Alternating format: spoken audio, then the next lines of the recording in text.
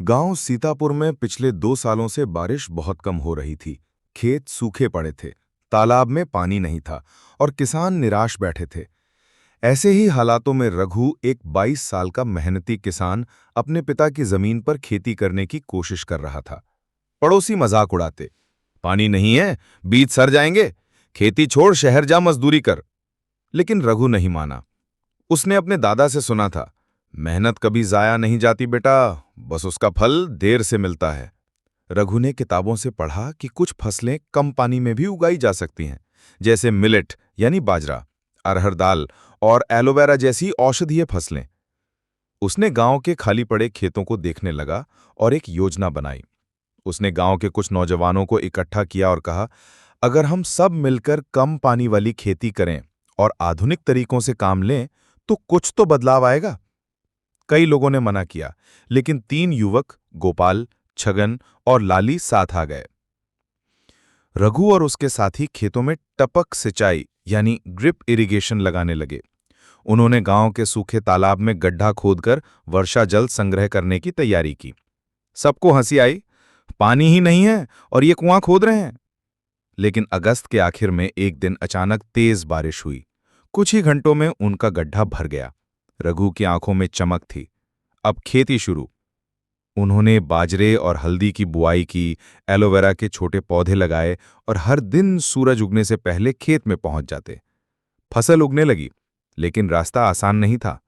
कभी टपक पाइप फट जाते तो कभी कीट लग जाते। एक दिन तेज हवा में कई पौधे गिर गए। साथियों का हौसला टूटने लगा। गोपाल बोला, रघु, शायद सब छोड़ देना चाहिए। रघु ने जवाब दिया, अगर हम आज हार गए तो फिर कभी जीत नहीं पाएंगे। मेहनत का फल मीठा होता है, बस थोड़ा इंतजार और करना पड़ेगा। 4 महीने बाद खेत हरियाली से भर गए।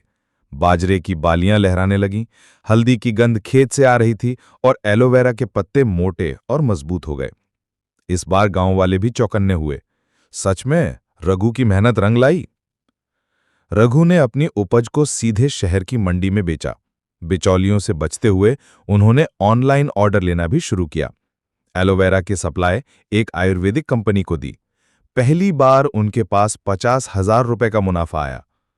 रघु अपने साथियों के साथ गांव लौटा, पैसे का कुछ हिस्सा सब में बांटा और बाकी से गांव के स्कूल में नया कंप्यूटर और किताबें दान दी। अब गांव के दूसरे किसान भी प्रेरित हुए।